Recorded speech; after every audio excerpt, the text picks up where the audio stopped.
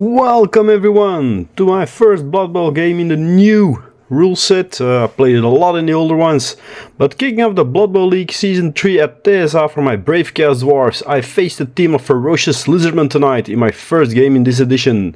Antonio brought 11 players to the field, including 6 of the Strength 4 Saurus blockers, so I'll be outpowered for sure, and hopefully my Iron Skin will hold the line as I fall away. The game plan: follow whatever goes down to high heaven and then try to score in the second half of the game. Facing me were the Lizardmen, in a way. The story goes that the Black Orc team performed so badly last season they went to train with the Slan in Lustria, returning to the pitch in Lizardman style. AKA, they were proxied as his Lizardman team wasn't painted yet and they suited the bill perfectly, Black Orcs being Saurus and the Goblins being Skinks. Under nice weather and a minor pitch invasion, the Violators team mascot riled up the fans so hard the Chaos Dwarfs got an extra reroll as they lined up to kick off the ball. Albeit one blocker decided to lie down after being hit by a crazed fan. So the ball in play, the teams were off for a game of heart versus heart. The Lizardmen started by focusing their opening push on the right flank, the big Saurus warriors converging on that side of the field. A blocker was knocked KO'd after being pushed in the crowd, but his fixed skull saved him, putting him on the bench instead. Moving to stop a gap, the Saurus warrior was knocked over and Bob went to make his already second foul of the game. Unfortunately, the referee noticed this and he was duly sent off with a red card, which at least would mean he wouldn't be knocked dead anymore. The line was being pushed severely on the far right flank now by the big Saurus blockers. Divanon's being pushed to the floor face down as a hole opened. When Yui was subsequently knocked out, the gap became real for the Lizardman team to flood through. But it was on the other flank the actual breakthrough happened, one of the Skinks Orthwin being brought forward in a box. He made the dash through the hole, easily outrunning both Chaos Dwarf and Hobgoblin alike. The last efforts of the Violators to get back to him failed unfortunately, and the Skink scored the opening touchdown of the game, putting the 1-0 on the board for the Raptors. The teams lined up again, the Chaos Dwarfs making a quick snap to get a better blocking odds. The Stabbas had sharpened their knives, putting them both Saurus opposing them down. The only time it would work this game, but it felt bloody good, as a third of their line was blocked over. In addition, the Saurus were forced to use their Apothecary to prevent a Saurus warrior from ending up with a niggling injury. The Saurus on the scrimmage line were now almost all downed, and this was the moment for the Hobgoblins to shine and try to force a breakout for the equalizer.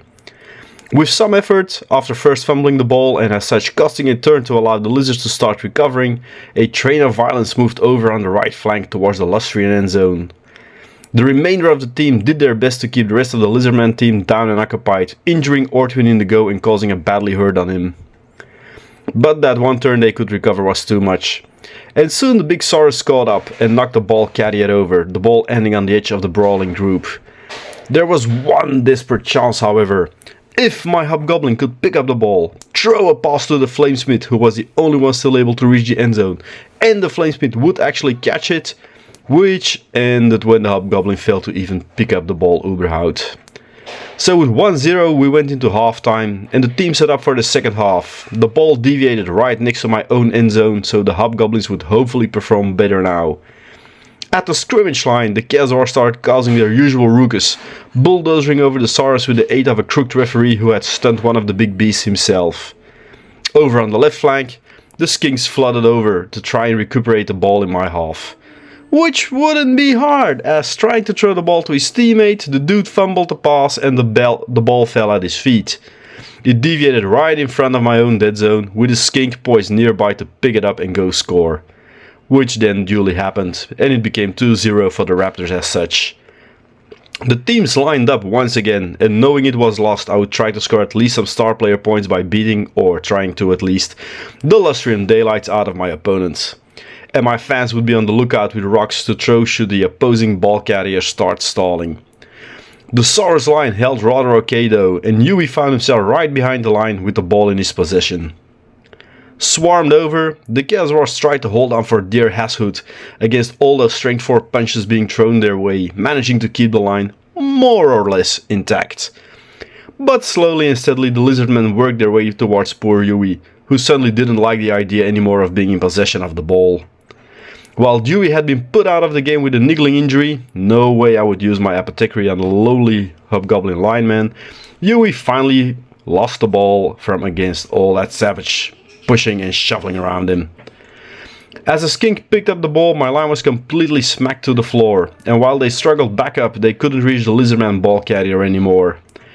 Defended by a wall of Saurus, the skink ran down the field, scoring the 3-0 in the final turn of the game and adding more salt to the injury, as I didn't manage to knock or fool anything higher anymore than a lowly knockout for a skink. And thus ended my first game of Blood Bowl in this new edition, and one where I liked quite a lot, especially for the two new player types, the Stabbas and the Flamesmiths. While one of the Flamesmiths, Taco Bell, was actually voted man of the match. He was the one who might have caught the ball in the end zone at the end of the first turn. The rest remain more or less the same, blockers are reliable, hobgoblins everything but. But as we are currently leading the ranking on one subclass, pure violence, well, that counts for something. And next month my team will be back to the pitch, albeit down one hobgoblin who misses the game, to face the Mood's Revenge, a halfling team bringing along two of the huge mighty treemen. Ouch. Thanks for watching, and I'll see you again for a next battle report. Bye bye. Did you like the Chaos Dwarf content in this video and want to know more about Chaos Dwarfs? Then check out the Chaos Dwarf online forum by scanning the QR code you now see on screen.